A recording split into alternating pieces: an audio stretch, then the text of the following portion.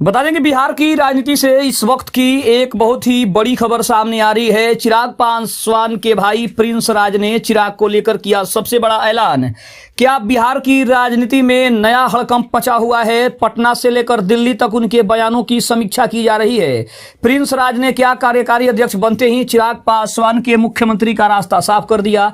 नमस्कार, मैं हूं संजीव और आप देख रहे हैं आप तक न्यूज। अगर आप हमारे चैनल पर नए हैं तो चैनल को जरूर सब्सक्राइब कर लें। बिहार की सियासत से इस वक्त की एक बहुत बड़ी खबर सामने आ रही है। लोक जनशक्ति पार्टी रामविलास के खेमे में हलचल तेज होती दिख रही है।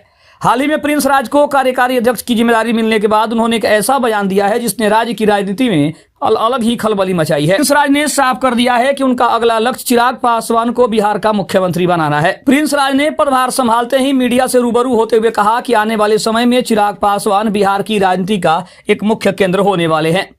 उन्होंने चिराग को मुख्यमंत्री पद का सबसे योग्य उम्मीदवार बताते हुए कहा कि बिहार की जनता अब बदलाव चाहती है। खुलासे के बाद से ही राजनीतिक गलियारों में कयासों का दौर शुरू हो गया है। प्रिंस राज का यह बयान ऐसे समय में आया है जब बिहार विधानसभा चुनाव को लेकर सभी पार्टियां अपनी अपनी रणनीति बनाने में जुटी हुई है। चिराग पासवान अगर देखा जाए तो जो पहले से ही बिहार की राजनीति में एक युवा उभरते हुए नेता के तौर पर खुद को स्थापित कर चुके हैं, उनके लिए प्रिंस राज का यह समर्थन काफी अहम माना जा रहा है। लेकिन आपको बता दें कि जिस तरीके से चुनाव होने वाले हैं और राज्यसभा के चुनाव से पहले ही इस तरह का बयान देना कहीं ना कहीं बिहार की राजनीति में एक अलग ही चर्चा का केंद्र बना हुआ है। और प्रिंस राज ने जिस तरीके से चिराग पासवान का समर्थन किया है उसको देखकर यह कहा जा रहा है कि जब से राज्यसभा के लिए नीतीश कुमार ने नामांकन किया है उसके बाद से ही सबसे ज्यादा चर्चा इस बात की हो रही है कि बिहार का अगला मुख्यमंत्री कौन बनेगा।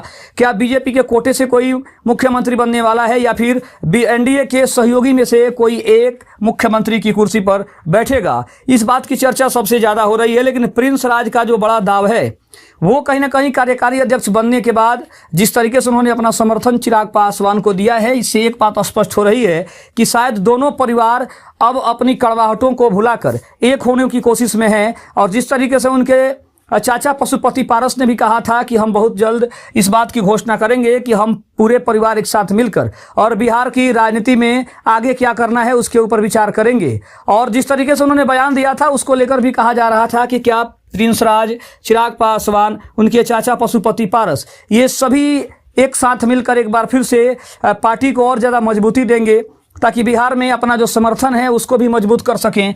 आने वाले 2030 के विधानसभा चुनाव की क्या अभी से तैयारी करने लगे हैं, क्योंकि चाहे वो लोकसभा का चुनाव हो या फिर बिहार का विधानसभा का चुनाव हो, पशुपति पारस का क्या हश्र हुआ है ये सभी जानते हैं। और पशुपति पारस को भी ऐसा लगता है कि अब बिना चिराग पासवान के समर्थन के उनकी जो राजनीतिक पारी है वो आगे बढ़ने वाली नहीं है। तो शायद इन सभी कड़वाहटों को भुलाते हुए कि आखिर पूर्व में क्या हुआ, इन सभी को भुलाकर एक नई राजनीतिक पारी शुरू करने की और परिवार को एकजुट करने की दिशा में एक बहुत बड़ा कदम माना जा रहा है। और प्रिंस राज का जो बयान है उसको देखकर ये जरूर कहा जा रहा है कि अब प्रिंस राज भी चाहते हैं कि चिराग बिहार के मुख्यमंत्री की गद्दी पर सवार हों, बैठें, यहाँ पे शासन करें और कहीं ना कहीं बिहार का जो विकास कहीं ना कहीं रुका हुआ है उस बिहार के विकास को एक नई गति देने का काम करें।